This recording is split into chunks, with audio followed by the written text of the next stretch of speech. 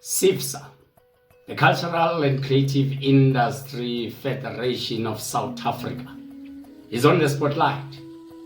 As you know, there's a big fight from Minister Gayton McKenzie, and CCIFSA is responding. Let's take it back from all of this. Unlike former Minister Paul Mashatile, Nathi Mthethwa, Zizi Kodwa, Minister Gayton McKenzie does not recognize CCIFSA and went to an extent of calling it a criminal organization that steals artist money. CCIFSA was called by Parliament to account on the millions given to them. CCIFSA President Joy Mbewana speaks her mind on the minister's approach and why CCIFSA is important. And CCIFSA Treasury-General gives a financial report on CCIFSA's millions in Parliament. Zizi Kodwa, now the member of Parliament Portfolio Committee, who was eyeing presidents of CCIFSA in 2015 in CCIFSA Bloemfontein Conference, tells all he knows about CCIFSA and what transpired. We revisit the interview given by Tony Goroge and former Minister Nathi Mthethwa about CCIFSA.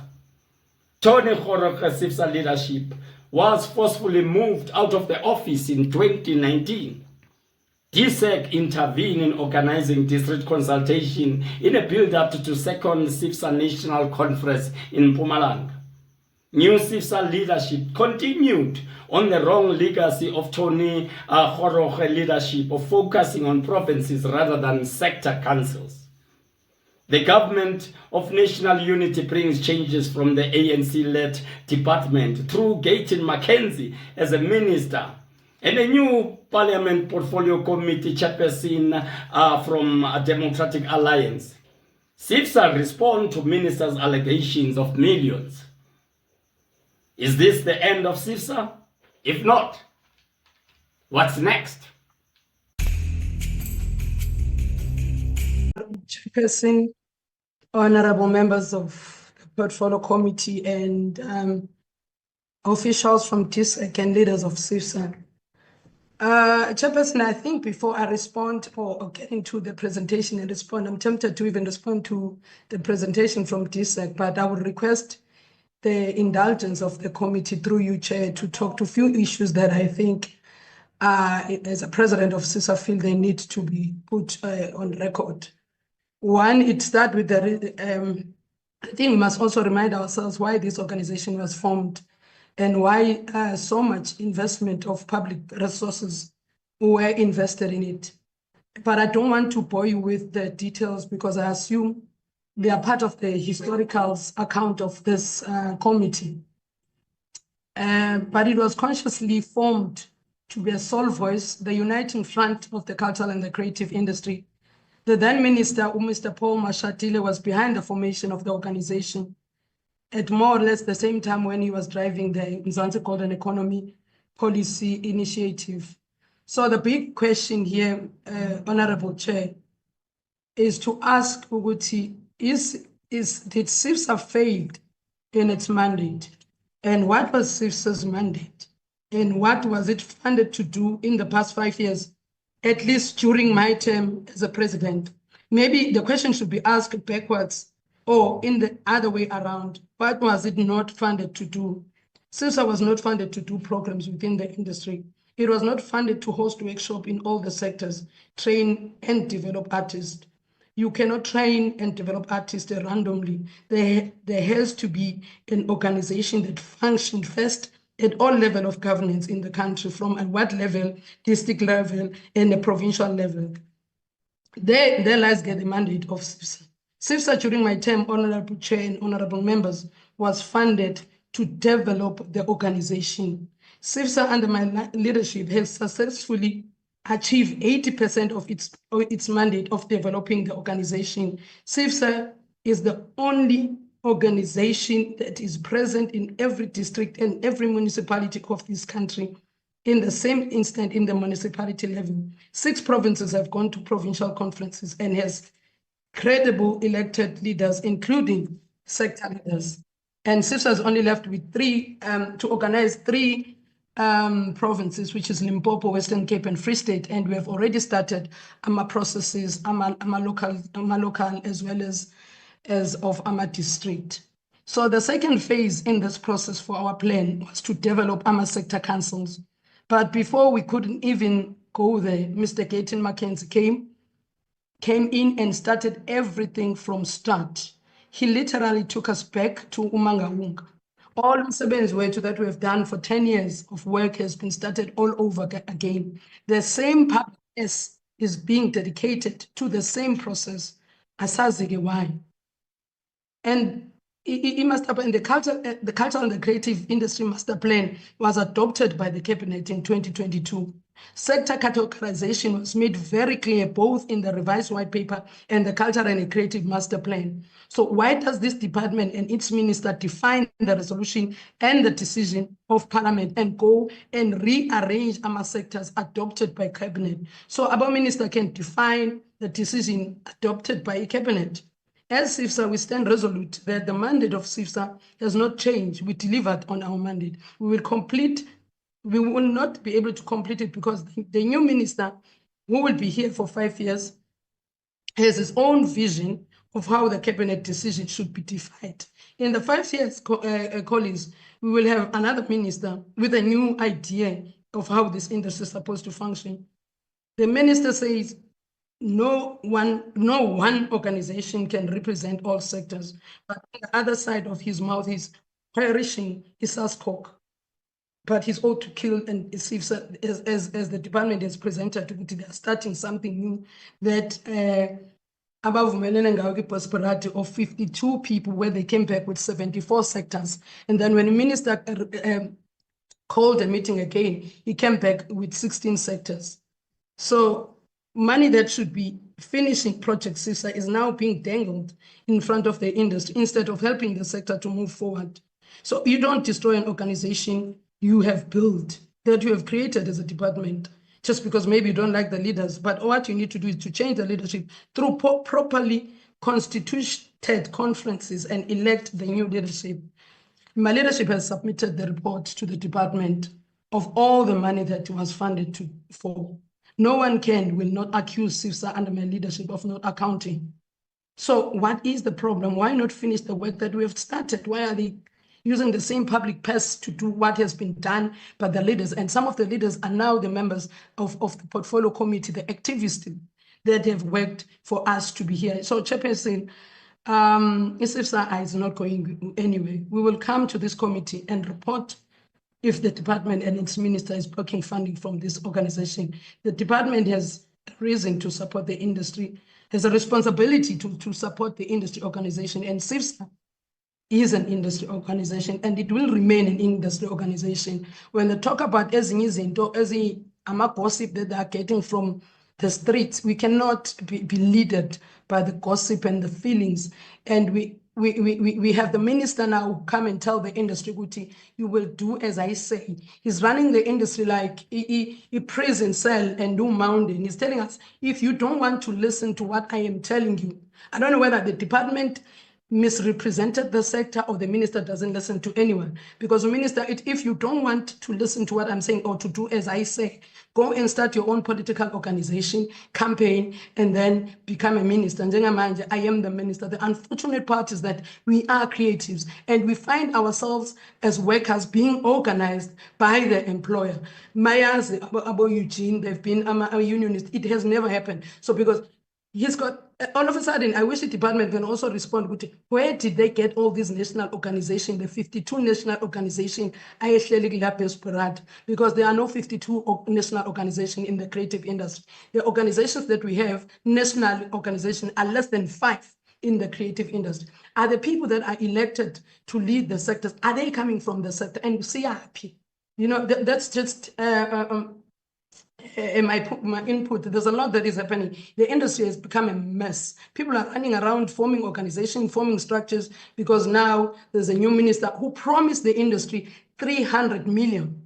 But in October, they must come back with an account. He's going to give them 300 million. He has lied to us. He has not given that money. And then now he come back with new sectors, 16 of them. And each sector is funded with 2 million and 1.5. 2 million is not even enough for a one-day event. The department uses millions, and we are supposed to, we only received 12.5 million for 5 years, and we've done work. I will allow my Treasurer General to maybe to go to details with our financial records, because we are told that the portfolio committee is interested in that. So for now, thank you so much, Chair, honorable members, department, and my colleagues. I've got Umangaliso Mchula through you, Chair, or the ADG, who will do a financial statement, report here to from 2016 and 2024. We were hoping that the previous leadership of CCIFSA were going to be here to account, because the reason why the CCIFSA has a bad name is the maladministration that did not happen in my time, in our time. But the leaders are still alive. Should the portfolio committee, they can invite them. They were invited. I'm not sure what happened, but the department will have answers on that. But we'll present from 2016 to 2024. Thank you.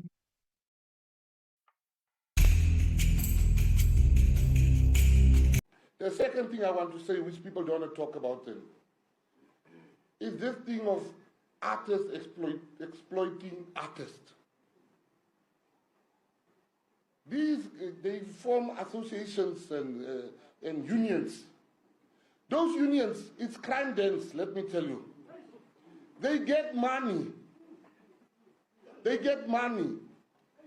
CCIFSA is #1 crime organization. They've been paid millions from the Department of Sport, Arts and Culture. But there's no money when artists die. They can't even contribute towards the millions we are giving them to even bring 20 rands when an artist has died. But they are representing artists.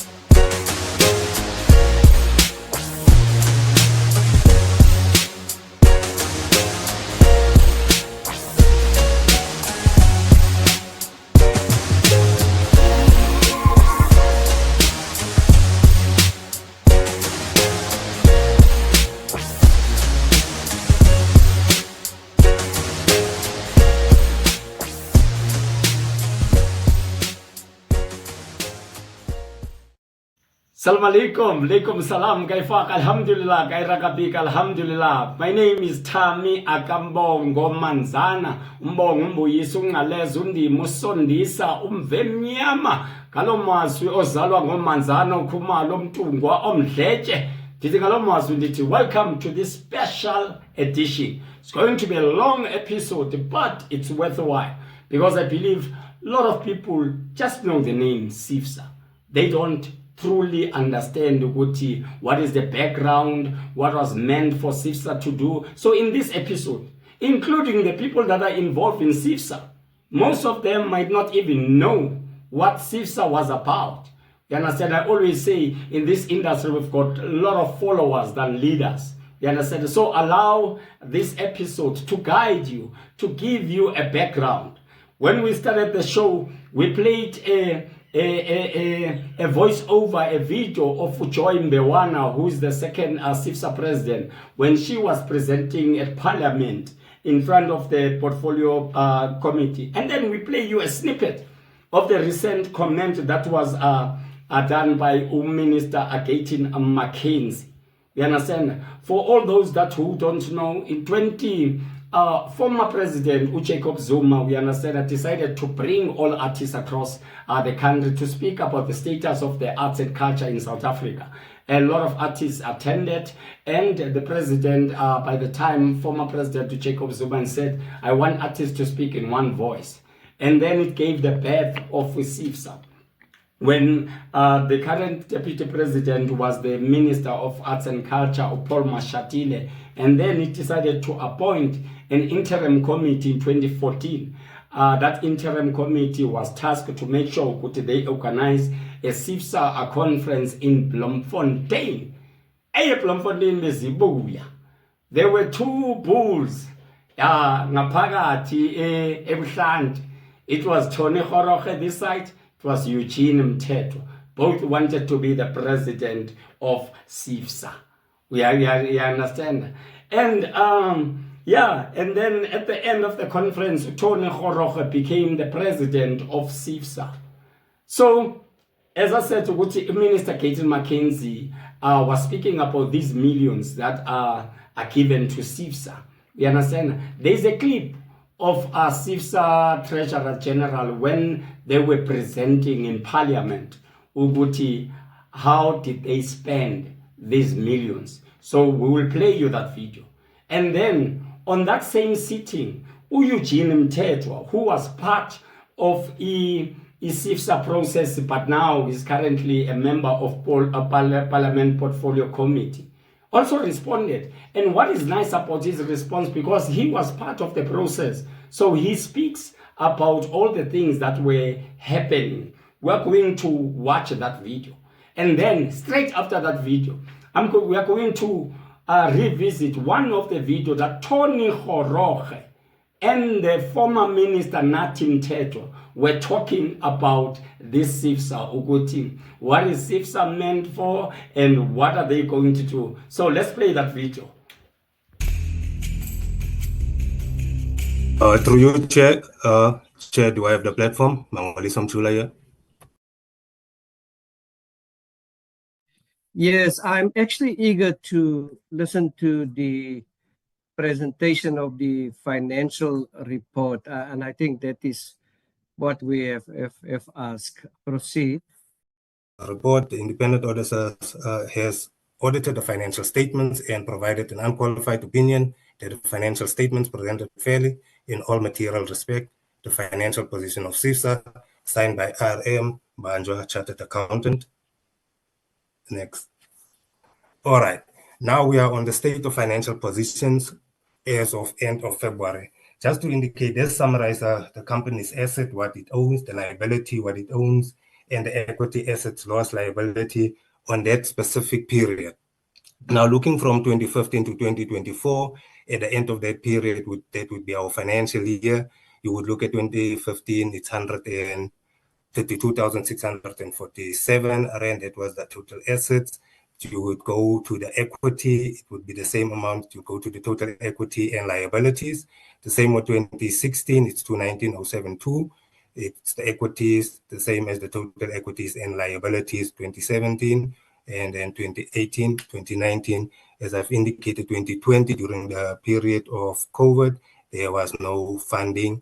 And then 2021, 2022, 2023, you look at the assets, 629,179. It's the same as the equity, total equity and liabilities. 2024, 47254 or 7. The same with the equity, the same with the total. All of this will be projected into detail in the other presentation. Now we go to the statement of comprehensive income. This is the statement that indicates the total summary and total income since the inception of CCIFSA, to indicate how much was allocated for that period of time, as it was also indicated by Mr. Lutuli that there would be discrepancies with their archive and our financial statements as per the auditor's report. According to our auditor's report for 2015, the allocated funds that we had in our possessions was 5,019,153 rand. Our operating expenses were 5,560,394. Then the net or the loss would be 541,241. 2016, you would see that it comes to 4,549,952. And then our operating expenses would be 4,092,648. Net or slash loss would be 457,304. 2017, you will see again, it's not the same as the 5 million that it was reported due to the accounting processes. It is 4,147,052 rand. Operating cost at that time would be 2,749,551 rand. The net would be then, or the loss, 1,397,501. 2018, it was 3,026,298. Then our operating would be 3,936,268. Our net or loss would be 909,970 rand. 2019, in our accounts, there were 15,977,437 rand. Our operating cost for the 2019 financial year was 15,519,094 rand. Our net or loss was 458,343 rand.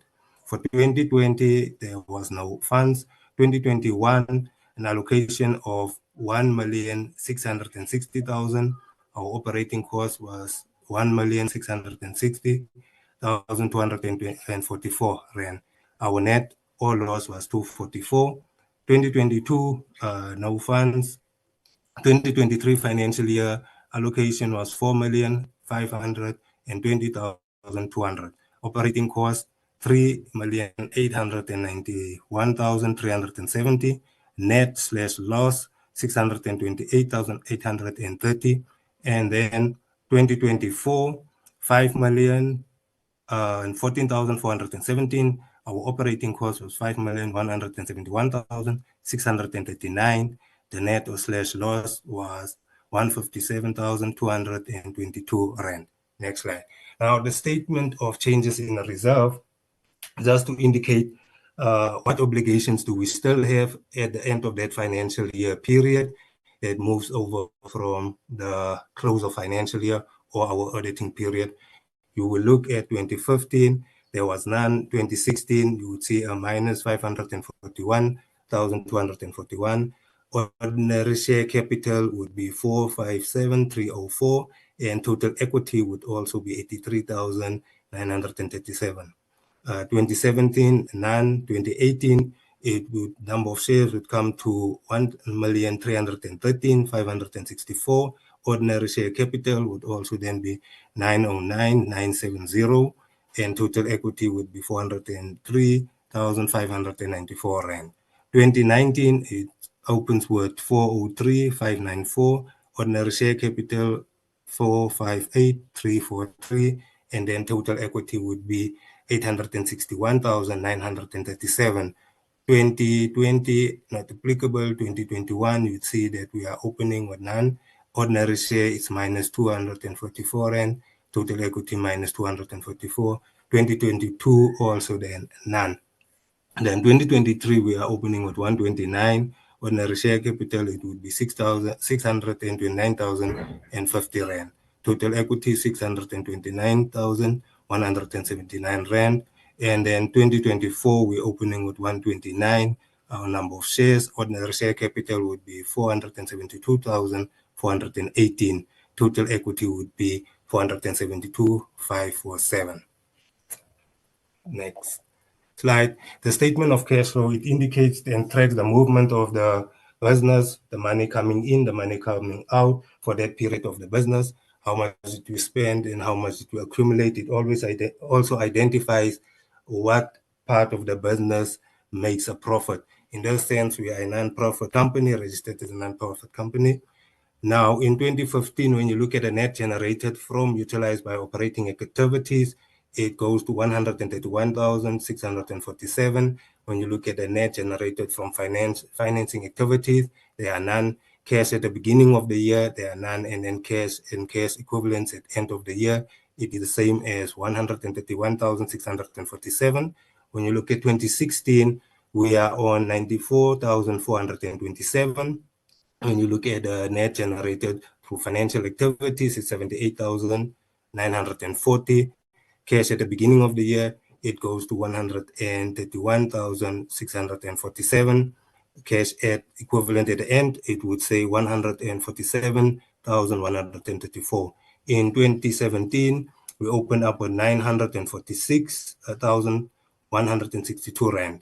And then we are going to the financing activities, 660, 51 rand. And the cash at the beginning would say 147,134 rand. At the end, it would go to 1,753,347. 2018, we opened up with a minus 611,119 rand. We go to 1,398,002 rand.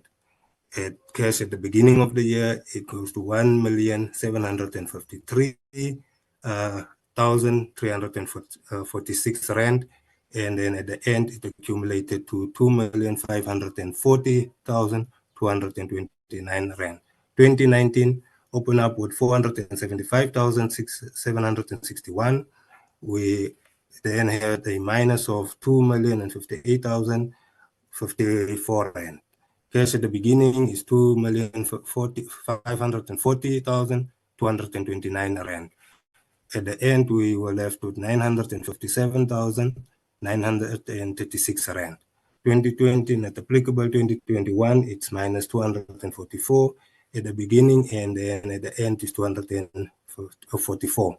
2022 not applicable. 2023 we open up with 643,624 rand, and then minus 213,033 rand. Cash at the end of equivalent of the year, it was 430,591. 2024, we open up with minus 104,233. Cash net 314,711. Cash at the beginning of the year, there were none in both financial years. Cash at the end, equivalent of the end, 11,647 rand. Next slide.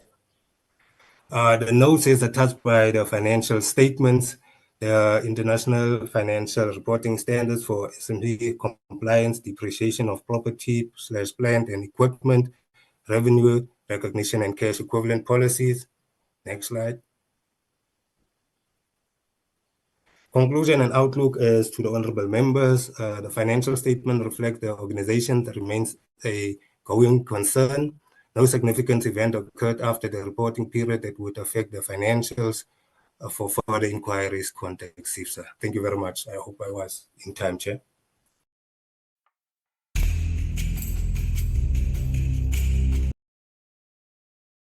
Finally, we have CCIFSA here to report. But the current CCIFSA that is here to report, the new director or chief director or director who is responsible for this particular project has no facts at all. He has presented a very, very shady and shabby report. I'll tell you, if I were to post now the financials that both presentations presented to us of the department is 5 million, even in the years that he personally says CCIFSA was not funded. 2 years. But when you look at what he has presented in terms of the presentation, it shows 5 million, except during the time of COVID. So, and between the financials, between the two presentations, you see 5 million this side you see the 1-point-something million, you see what. So let them decide which one we must consider as true reflection of what transpired in CCIFSA. I was unfortunately part of this journey. This journey was started by Creative Workers Union of South Africa. And I was presenting on this particular idea, which was modeled around SASCOC. So even the mandate has been distorted. So the MOUs that were signed contrary to the mandate, to the initial mandate that we had agreed upon with the now Deputy President of this country and who was the then Minister of Arts and Culture. Let's start by first, the presentations, they say national body, but there's a disclaimer that this particular institution doesn't belong to government. It's a private company, but it's a national body. How can a private company be a national body? What is the meaning of national body? When it was established, it was presented to the parliament for adoption. Adoption of what? Private sector, private company. The interim committee, which I was part of, there's so much distorted information by the department. It was an interim committee with no positions. But the chair, and in collaboration with Mr. Sibis, who was the SG, who elevated himself to SG, and suddenly everybody had position. To that effect, Honorable Member Penny would remember that those positions were even rejected at the founding conference because they said those are positions that you acquire by election, not by self-appointment. So for him to say there was SG, TG is endorsing nonsense. Sorry to say, because those, even in the presence of the minister, they were even removed from the front to come and sit with the people because they were not SG's chairperson. There was only chairperson and deputy chairperson, but not the SG and TG, because those are positions that you get when you are elected at a conference. He further goes into saying 12 million was 12 million was also added to CCIFSA. He doesn't tell us the truth that 12 million was a budget for Usiba Awards, which was not programmed, that was allocated to CCIFSA initially. It was just a project out of nowhere. Even Honorable Penny called me and said, I, as the deputy president of CCIFSA, I don't know anything about this Luciba Awards. So he doesn't speak to that. He speaks to 12 million as if it was given to CCIFSA for programs. Correct. The current president, whose their term has actually lapsed, he's correct that the department is just lying. As usual, it's always lying to us because it doesn't take us serious. CCIFSA was not funded to do projects. As I say, that the model that we proposed as Creative Workers Union of South Africa, we proposed a SASCOC model because we were saying the sport is well organized because it is organized around sporting codes. Therefore, the creative and cultural sector, we are unable to organize it. As the former President Jacob Zuma said in his 2009 meeting in Sentin, he said, government must assist the sector to create an enabling environment for it to organize itself. And the organization of the sector was supposed to be according to the sectors and the subsectors in view of the UNESCO Declaration on Sectors. Not all these things that are happening. She's right to say, now the current process, which I've asked the minister and he responded. I asked if he is dealing away with CCIFSA. And he said, no, we are not dealing away with CCIFSA. That's confusion. Because the same situation, the same process is following with this Bosperat team that has the same members, dominated by the same members who messed up many things in the sector. Without screening them, he has actually recycled the very corrupt individuals into his current team, which he denounced to say, no, these were elected by organizations from the sectors. And I said, that's not true. We know the problem of this industry, of this sector. It doesn't have organizations that have national footprint, as the president has alluded to that point. So it is friends of friends who invite each other constantly with the department that knows that has been there for over 30 years. There for over 30 years. They know everybody in the industry, but they keep on inviting selective ones and reject people like Ada was rejected to attend it. Yet he's got an organization. So it is true that it is politics within the politics and lies within the lies. Now, the initially approved budget was 15 million. Now, when you are reporting about 30-something million. What created that? Because each and every year for the first 3 years, 3 terms, it was 5 million per term. That was actually declared by the then Minister Paul Mashatile, who's now the Deputy President. And I want him to account and tell us if he's quite okay with this situation where his own process, exactly as it was, it is now duplicated and repeated with cost, obviously. After losing over 38 million or 32 million, you are now repeating the same process that was followed by the then Minister Paul Mashatile of looking for people from different sectors to come and form interim committee instead in view of establishing the CCIFSA. You are doing the same thing, and now you have a duplication of two forums. I will call them forums. You have CCIFSA, you have now the Bosperite.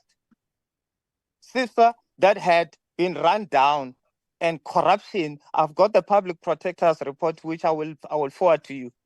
That confirms that there were maladministration.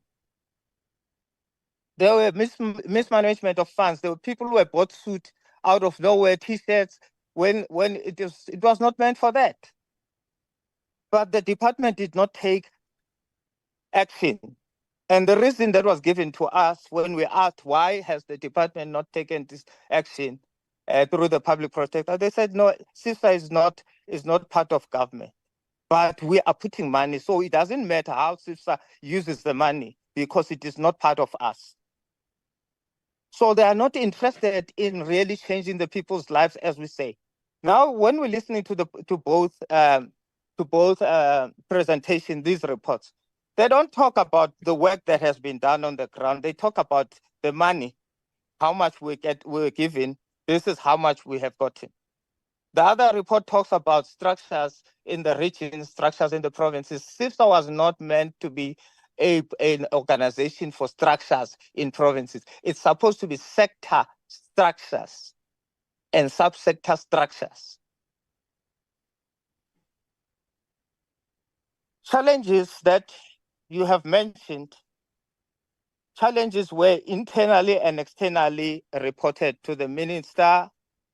I wrote an email to say there's a lack of corporate governance to the so-called self-elevated Secretary-General, SBIS. And I said, there is a problem with corporate governance in this organization. I was sitting in the finance committee, so you can't tell me anything about how was the money used in that first. There was corruption. Members of it was called the task team. Members of the task team sitting around the table would be given projects to manage, projects that they would be paid for when they're actually earning a stipend or rather a compensation for their sitting in the boards, in the meetings, which is against corporate governance, where somebody has comparative advantage over others. There were no projects that were advertised or services that were advertised. They became service providers, paid up service providers on their own. For instance, the MOU that we could have drafted as a constitution against my advice, saying we require a constitution to go and establish in the inaugural conference. We require a constitution that we can draft for free. It was given to a friend who is sitting in the task team at 300,000 rands, an MOU, an MOA or MOI at 300,000 rands. And I reported this to the minister. I alerted the minister. I rejected that proposal because we didn't even process it through the finance committee. It never went through. The TG, that who needs to be arrested with both hands tied behind, appointed an accounting firm whom his sister, deceased sister, and I don't know who else were directors in those, appointed them night before the conference. I rejected because the finance committee had not sat on a single day to discuss the finance of the organization, how it's supposed to be distributed. You know, in terms of the board you need to refer the proposed budget usage to the finance so that the finance go through and see if the organization is sufficient, if these matters can be prioritized. And then send a recommendation to the board. That process were never existing. So I don't know what is it that you are reporting, Director, about CIFSA 2016, because you were not there until I think it was 2019, if I'm not mistaken, 2020, when the new leadership was elected. And we forced that particular conference to happen because we were seeing the failures of the then leadership, Yaka Tony Khoroge and the Domo Namuti. 24 Bosberat is a duplication, as I said.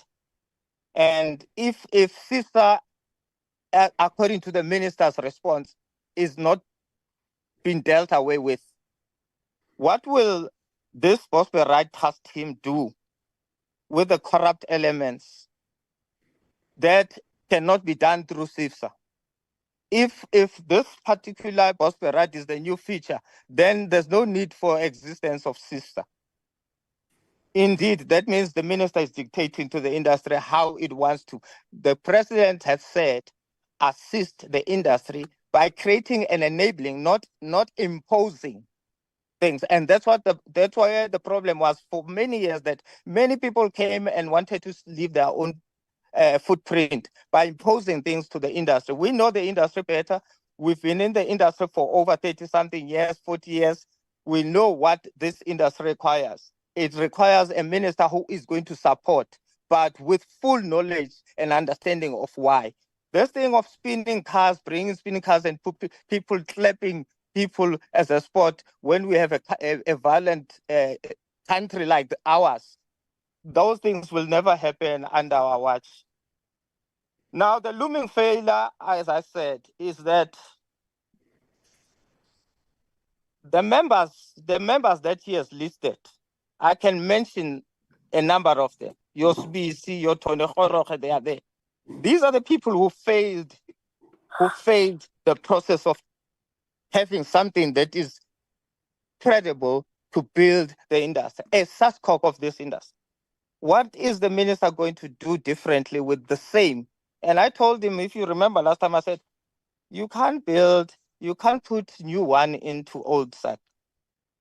He is doing that, constantly doing. This must be regarded as a fruitless and wasteful expenditure. And it is so sad that he's doing all these things in the watch of all these who are accounting officers. All these people who are accounting officers who have institutional memory of what has transpired. But just to keep their jobs, they allow the minister without informing the minister correctly. That is why I want DDG for you to commit yourself to the truthfulness of the reports that you have presented. Maybe let me just pause there and say, I in advance, I reject these reports. Because as you know, I often say, don't tell me the numbers, the statistics. Show me portfolio of COVID of evidence that says we have, for instance, we have Black Coffee now, who is an international star, who was grown through this department. Please show me that. Then I will admit that you are working.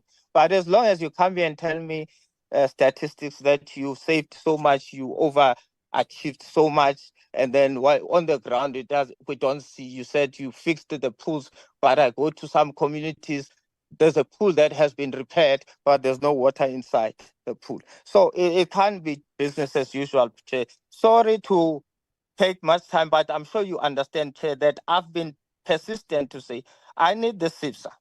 The last question that I want to ask from the department, and it's unfortunate that the current CIFSA is now reporting on things that they don't know. I was expecting them to say we can't report on behalf, because even the financials that were rejected in the conference, they couldn't get access to the bank account for the longest time, because these guys could not account. They couldn't account for anything. Now, suddenly, when we requested reports from the department, we have all the reports. We're in Mpumalanga, they couldn't report on financials. They were rejected. Even that 3-page that TG Dodom Namod was having, that 3-page that had not even an audited financials. They had no letter that covers the audit financials. Now, suddenly the department sends us the reports. Where did you get these reports from? Who audited them? Because in my knowledge, if you are dealing with an organization like CCIFSA, there must be an elective conference. There must be, not elective, an AGM. And one of the things that Tony Kgoroge and his Abal failed to do was to hold an AGM. I have Penny here, Honorable Penny, who can attest to these things. They had failed to hold a single AGM where an auditing company would then be appointed or reappointed. That is the norm. That is the culture of organizational culture. But they had never had that. So who appointed this auditors department? Can you provide us minutes of the AGMs where these financials were adopted? Because they can't be presented by 4 people or 1 person and claim that these represent the organization without those being adopted firstly by the organization and forwarded to the department. The department did not have any audit letters from auditors in Mpumalanga conference. So where did you get these letters from? And some of these auditors, they have ran away now when we want them to confirm that these letters, they have audited these financials. Well run is non-existent anymore, and I know that it was Dodo's friend who was well run. And that's the nature, the level of corruption that was there. How do you appoint your own friend who has your sister in the same company? Honorable Kobane, will you please mute your phone? Who has your sister in the directorship of this company? And you appoint him single-handedly without other 3 votes from other auditors. You appoint this person a night before the conference and you present as audited financials. We can't be fooled here, Chairperson. I'm sorry, I need to speak like this because I have institutional memory of this. This was one of our baby child that we had hoped it will change things for our children. We are no longer living for ourselves, but for our children. And these guys have messed up the lives of our children and their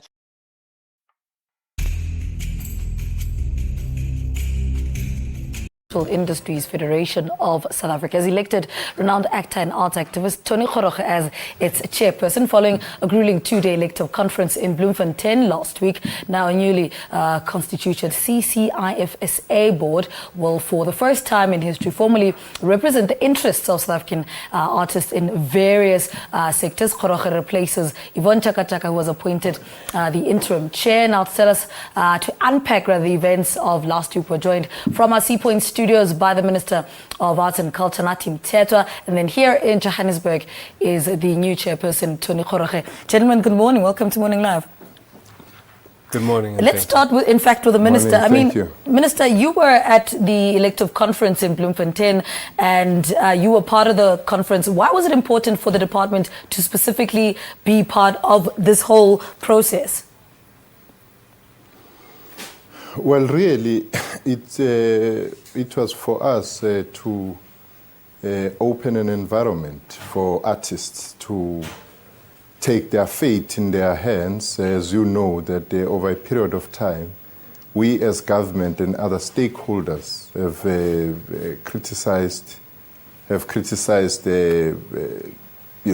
artists and the creative industries and cultural activists, that their fragmentation, their division makes it difficult to deal with them as a sector. So the launch of CCIFSA was a step in the right direction. All right. Tony, what does this appointment mean to you? And I've been hearing this word being thrown around. It's like a COSATU of the creative industry. Mm-hmm. Is it what this organization is about, and what does this appointment mean to you? Well, what I'm seeing right now, it means a lot of work ahead of us. Yeah. But mainly is to make sure that, we formalize the creative and cultural sectors and look deeply into things that are stumbling blocks towards growth in terms of policy, in terms of finance and stuff like that.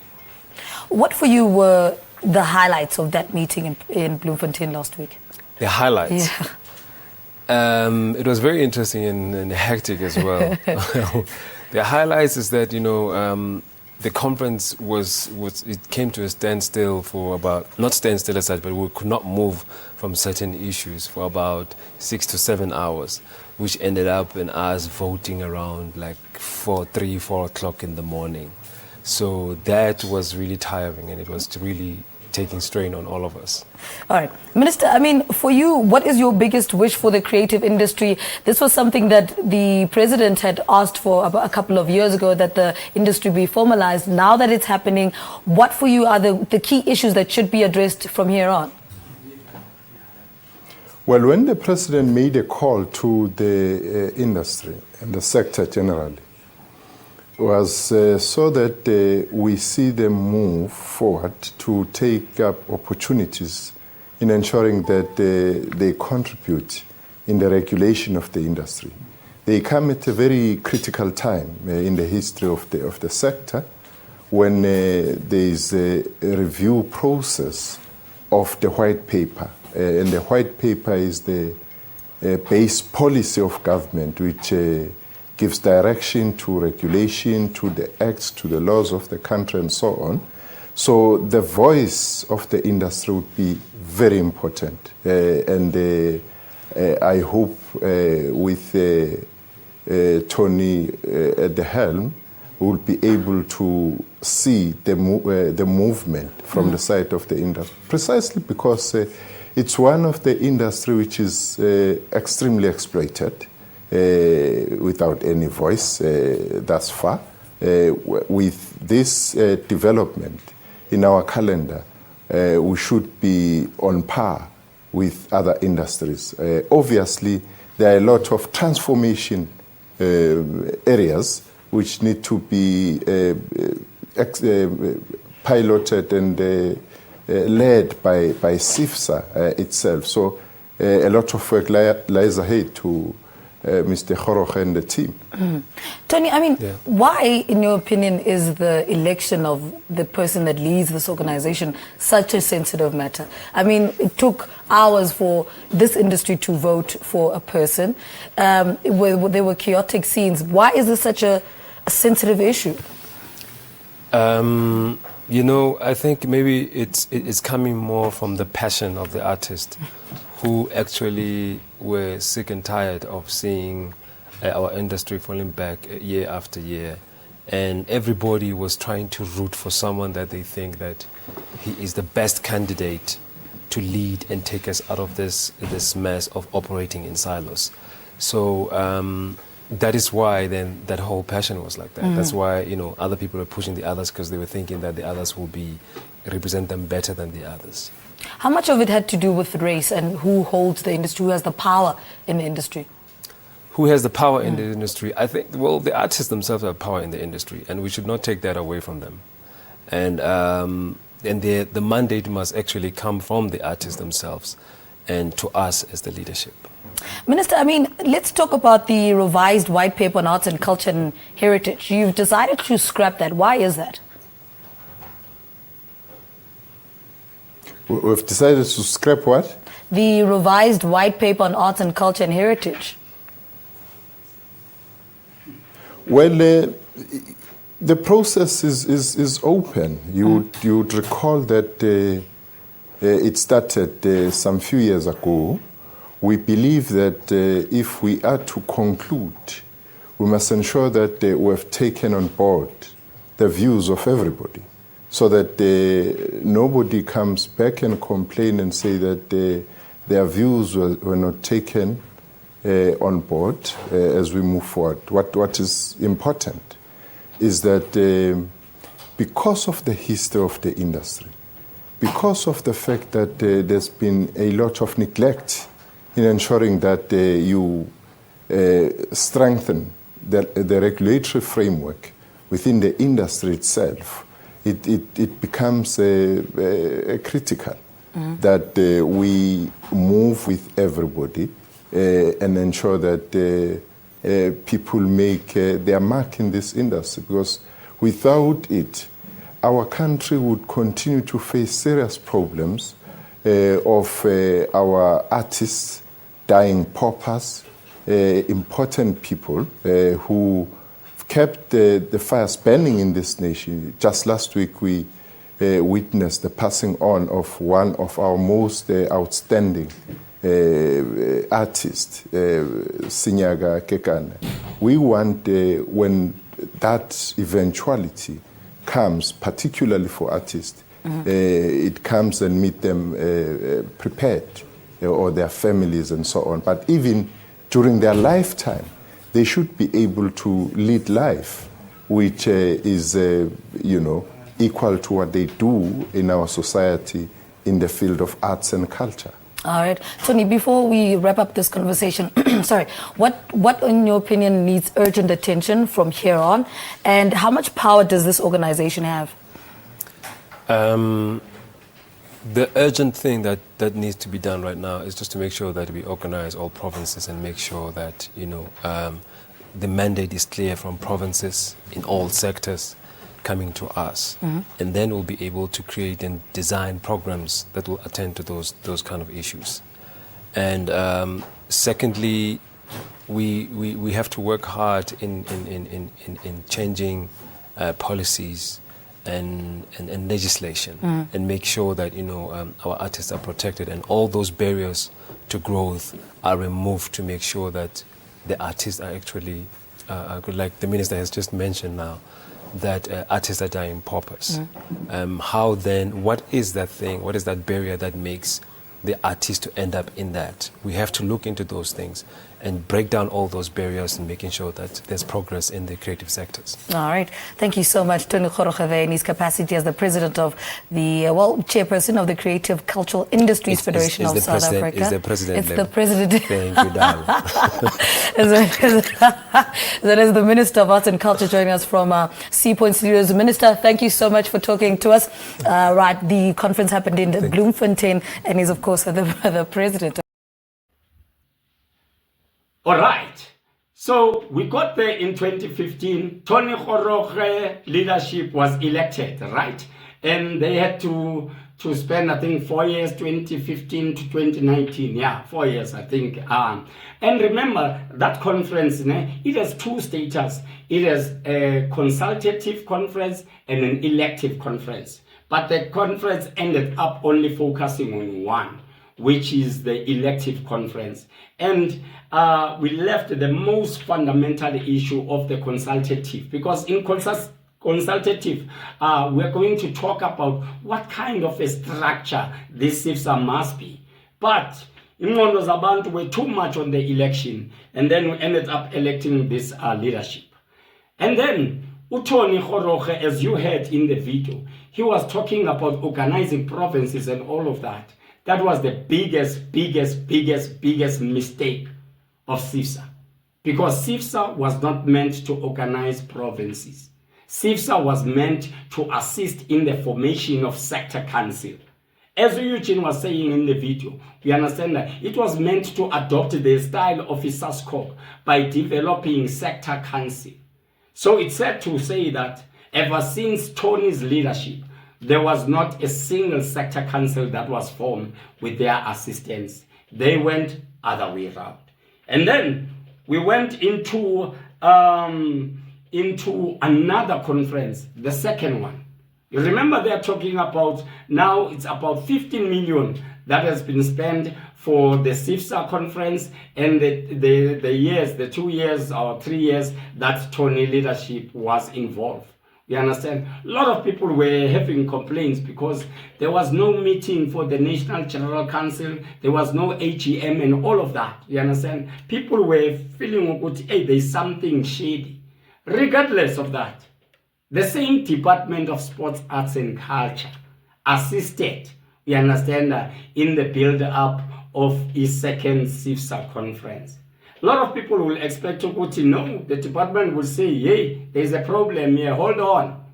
We can't go to the second conference if the first one things are not clear in the leadership. Nevertheless, let's play you a video, you understand, because I want to deal with the proof today, you understand, whereby the department was encouraging people, you understand, to form part of the district consultation, you understand, in a build-up to that Mpumalanga conference. Check this video out. The National Department of Arts and Culture is preparing for a national elective conference of the Cultural and Creative Industries Federation of South Africa, CCIFSA. CCIFSA was formed in 2015 as a unifying body to champion the interests of the cultural and creative sector. Much has been done since that inaugural election conference in Mangaung to organize the sector. Now is the time to further strengthen this organization and the role it plays in improving the lives of artists. The department wishes to bring the following matters to the attention of artists who will be interested in participating in the processes. The national conference will be held on 28 and 29 March 2019, preceded by the Districts General meetings and provincial summits, respectively. Districts General meetings will be convened early March 2019, followed by provincial summits. All artists who wish to attend these important meetings are required to apply for attendance and fill in a form. Please note, applications are compulsory. The form is available on the department's website at www.dac.gov.za and libraries across the country. The closing date for application is 21 February 2019 at 1600 hours. Applications received late will not be considered, and consequently such artists will not be allowed to take part. For more information, kindly visit the department's website or alternatively contact Nontsikelelo Baqwa at 076 920 1591. This message is brought to you by the National Department of Arts and Culture.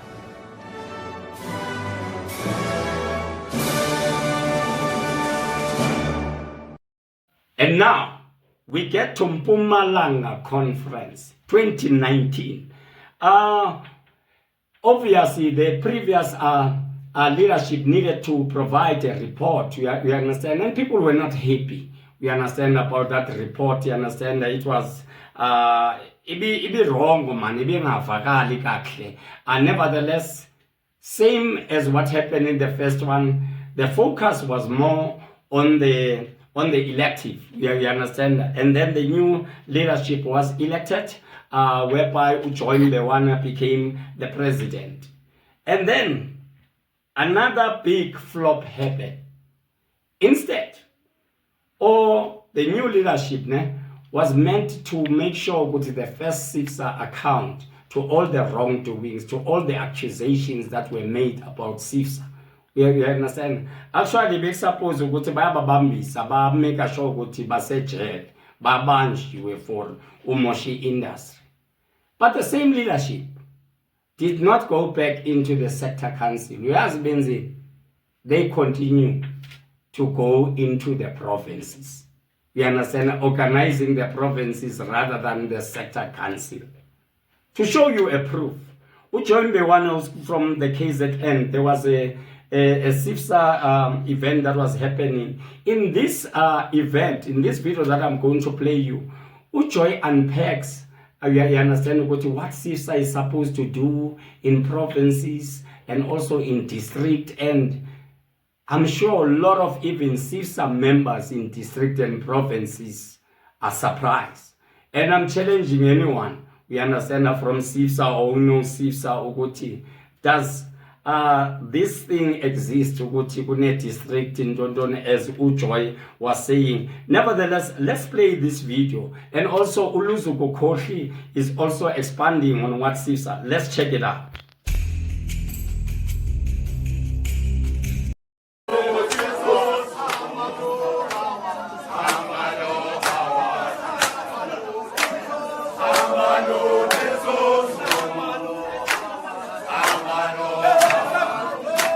Cela ke MEC njengoba uqhubeka uba support abantu bami uba support futhi mebeya ku induction noma beya kule provincial strategic planning workshop ne provincial policy conference.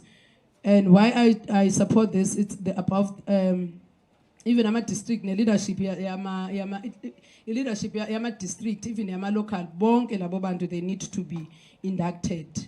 They need to plan and have even sengizama uyichaza policy i-constitution yethu ithinta iziyofika emawadini njengoba uyi-leader ye-district unomsebenzi olingana ne-leader ye-province, because you need to organize ama-locals. You also need to go to have induction ama-leaders in your locals. You need to also to have a strategic planning with your locals. You also need to have a policy conference at a local level.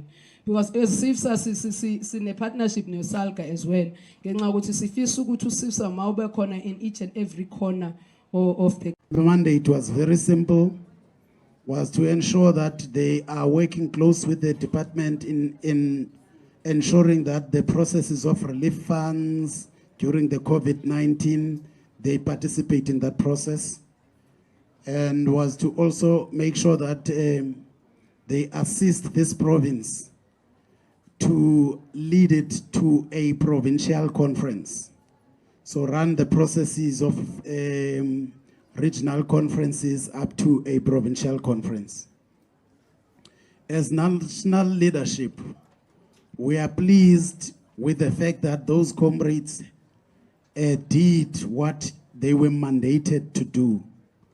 And today we are here because of their hard work. I would like all of us to give them a round of applause. And then 29 happens. Obviously, this leadership was meant to serve from 2019 to 2024. By the time they went to Parliamentary Portfolio Committee, itemiabo ibise expiration. Same thing happened. I don't remember CIFSA having an AGM. We understand that over the years that they were serving. I might be wrong, but I don't remember because I'm not involved in CIFSA. Same thing happened. There was no sector council that was formed or assisted by the CIFSA to be formed. You understand? And then the GNU comes into play. The Government of National Unity. Remember, ever since in that portfolio, it has always been led by ANC ministers. You understand? Minister Nathi Mthethwa, Zizi Kodwa, we understand all of them, Paul Mashatile. And now with the GNU, here is a new minister that is coming from the PA. You understand? A totally different organization. Throughout these years, in Parliament, it was the same chairpersons of the ANC. So a lot of people feel good to be defend. We understand by the ANC. A lot of people used to complain about the colors the CIFSA. It's like a branch of ANC.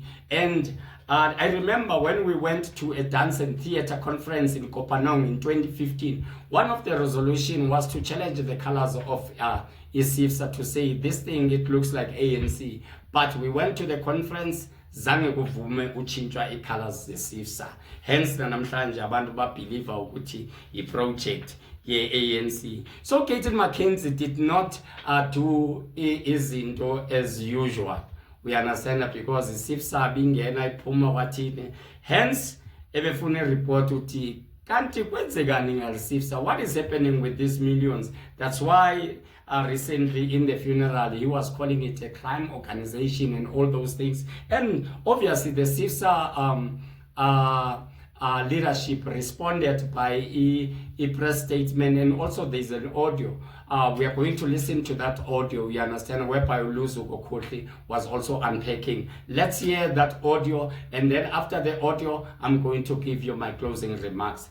Let's go to the... It's all about the money.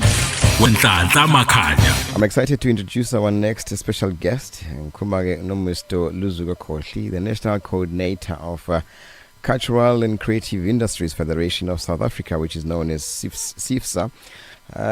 Luzuko, welcome to the show. Thank you, Ntantla. Greetings to you and to your viewers.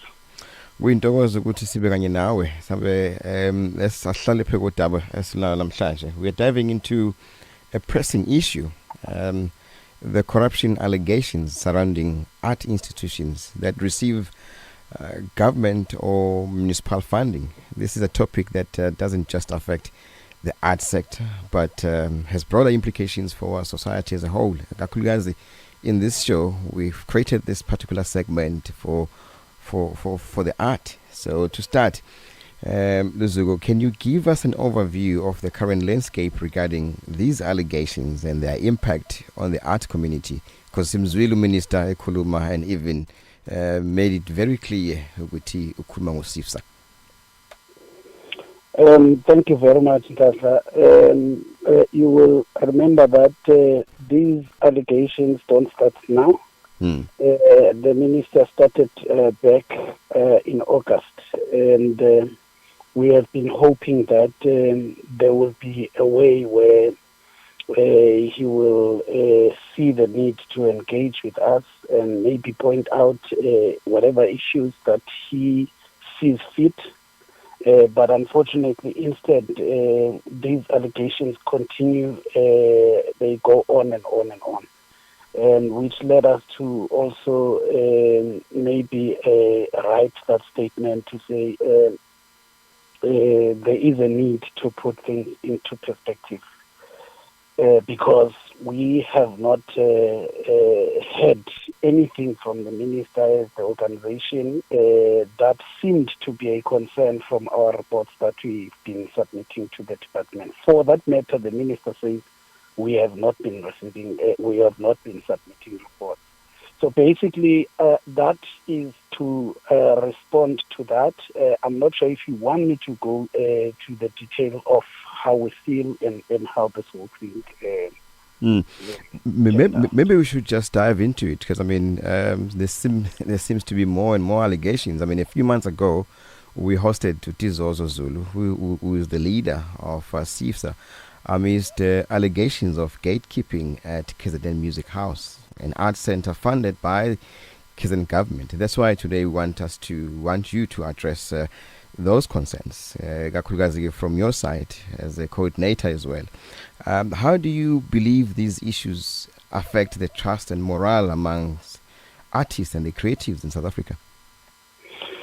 It's very saddening, my brother, that you wake up and you hear that an organization that you are part of has been chowing monies without reporting or accounting for it.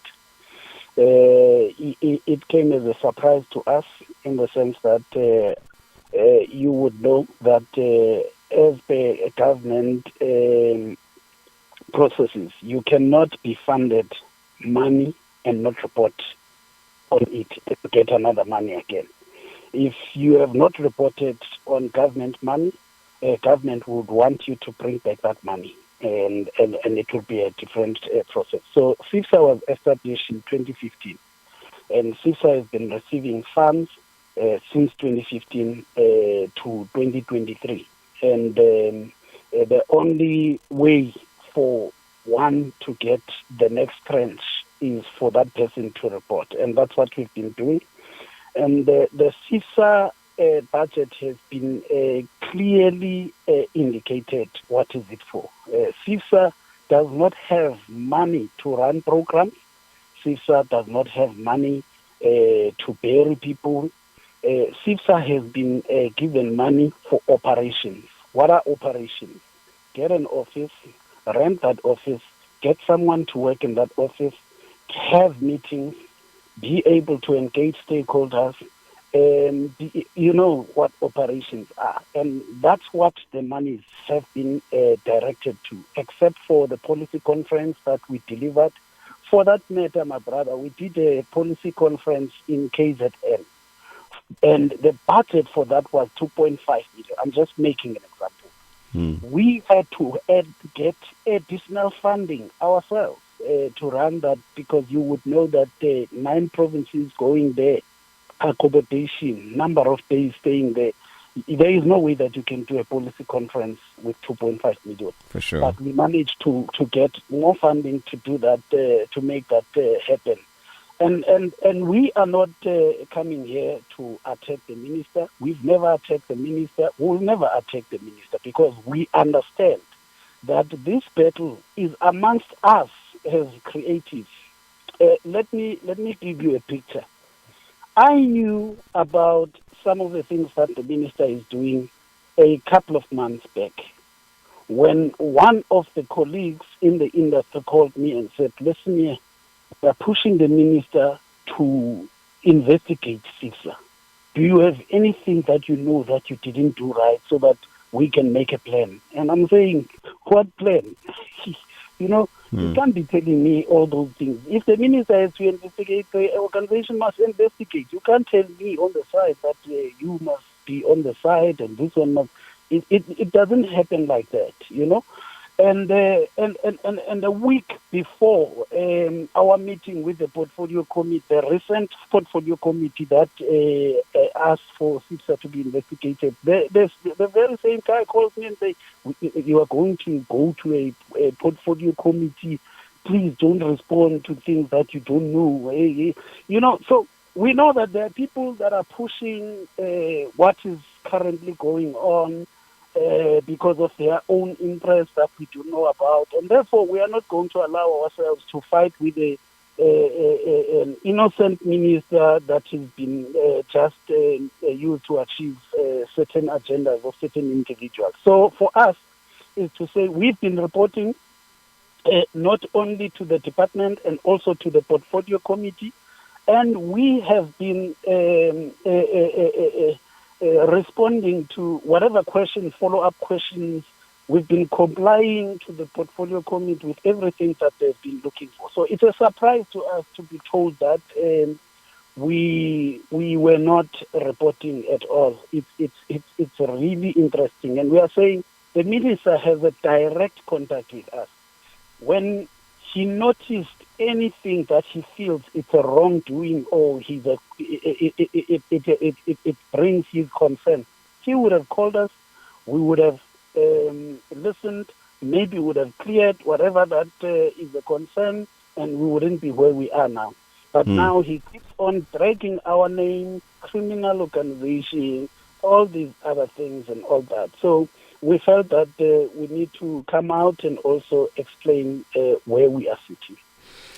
The minister that you're talking about, KZN, in case you're wondering, it is the new Minister of Sports, Arts and Culture, Mr. Gayton McKenzie, who seems to be very much hands-on. And maybe, Mbewana, has he given you guys a chance or maybe an opportunity to meet, to discuss, or maybe his office, to discuss obviously these issues? I mean, we only got to hear him mentioning your organization when he was lambasting your organization on recent funerals. Doc Shebeleza, no Winnie Kumalo. Have you reached out to him maybe as you are disputing these allegations? Let me say this, my brother. We have only met the minister in two platforms. One, he invited us in Cape Town with all organizations of the arts, and he wanted to introduce himself to the sector, and also it was a session where he was saying, I'm here to listen because I don't understand the sector, and I respect him for that. So we shared our ideas because we have no issues. The second encounter we had with the minister, it was when he organized a boss parade, wherein he was trying to structure the sector to the vision that he has. And as the organization, we have our own view on certain issues that we wish we could engage on. But the minister has not given us any platform to engage with him as an organization since he got into office. I mean, we've worked with all the ministers before, and they would organize those kind of meetings and sessions to interact. So for us, we are just surprised by it.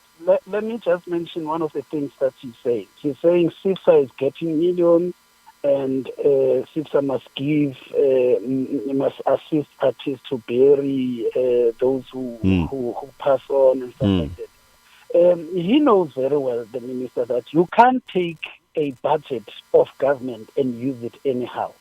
If government says this money is for operations, you can't use it otherwise, because you will have to account, and it's not even easy to deviate because government laws are very tight in terms of the PFMA on how you approach all these things. So for us, we are really looking forward to engage with the minister. And don't get me wrong, I believe that the minister has the right energy and has the right passion to take the sector forward. But it's just a matter of us engaging and finding each other and taking the sector forward, Yes, in case you're wondering, then we are talking to Luzugo Khohli. He is the national coordinator of CCIFSA.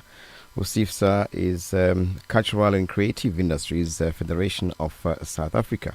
We're looking at corruption allegations associated with these funded institutions. Art institutions that receive government email from Umaspala are often discredited due to association with corruption. And we know that this corruption is typically linked to those in management, board, or committee position with these institutions. And the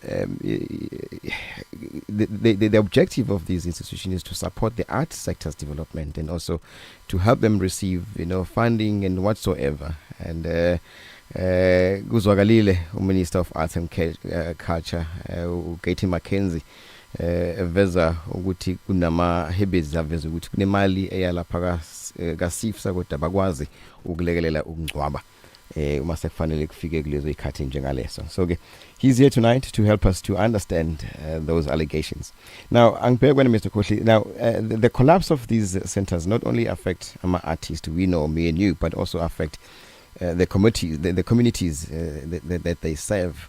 So in your view, how can we shift the narrative and ensure that these institutions like yourselves are held accountable for maybe such actions, if there are any?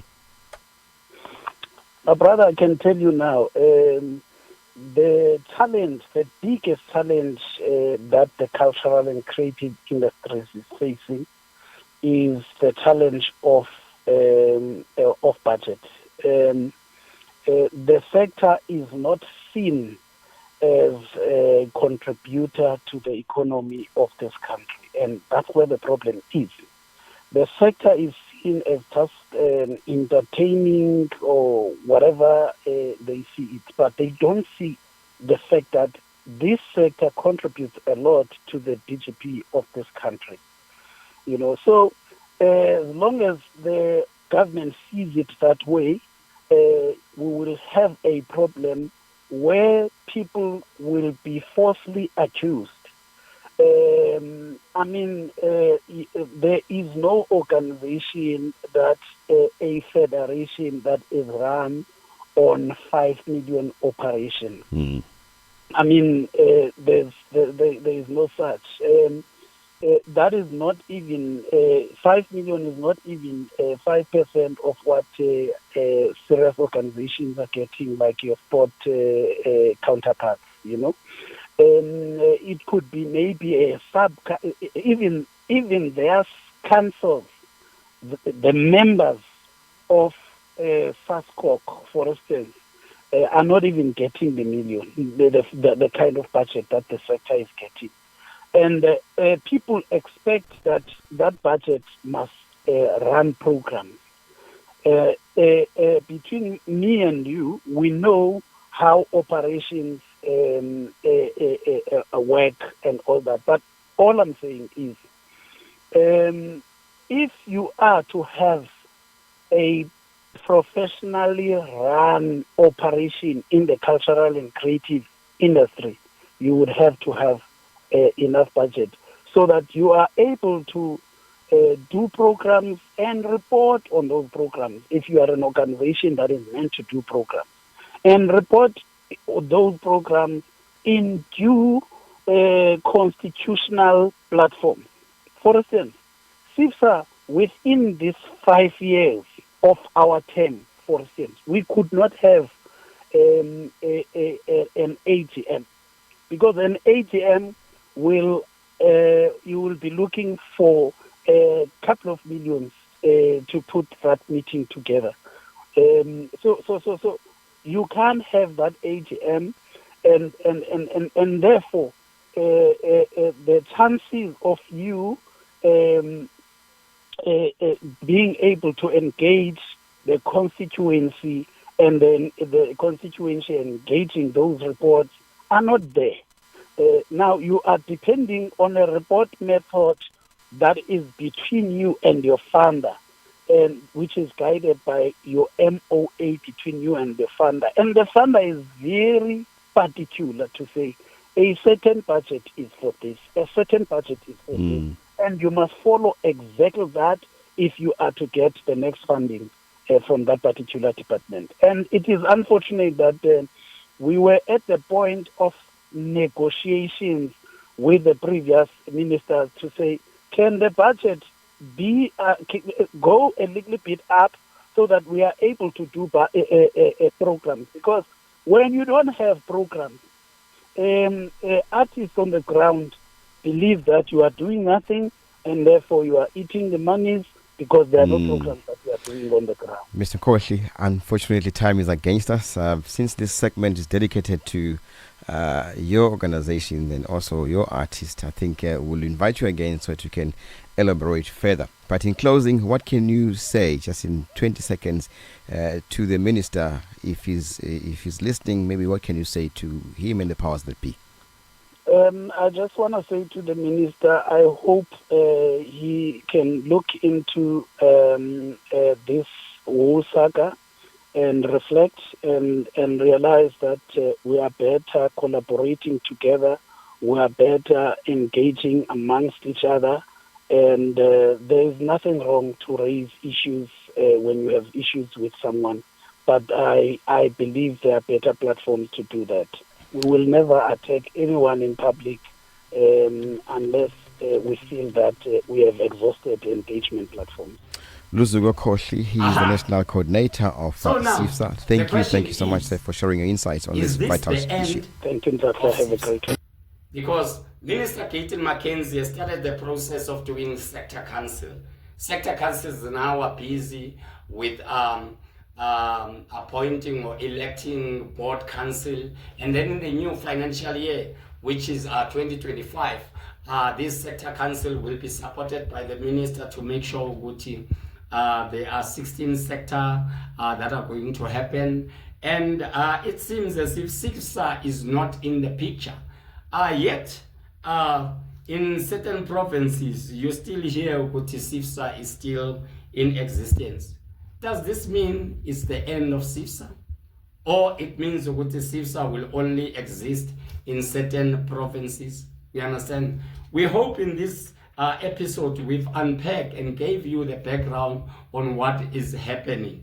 You understand with regard to CCIFSA. In the last episode, I said if the minister is really serious, there are a lot of department people that were involved in all the CCIFSA things. You understand? Because there were senior officials of department, the management, they were involved, these ministers. So if you understand the minister wants to get them accountable, they must make sure there are a lot of officials that need to be fired in that department. You understand? Especially they were defending CCIFSA. Now they act as if they don't know. Minister Gayton McKenzie must go after them as well. Same applies with all the leaders, you understand? Who knows? Maybe there will be a campaign soon that CCIFSA pay back the money.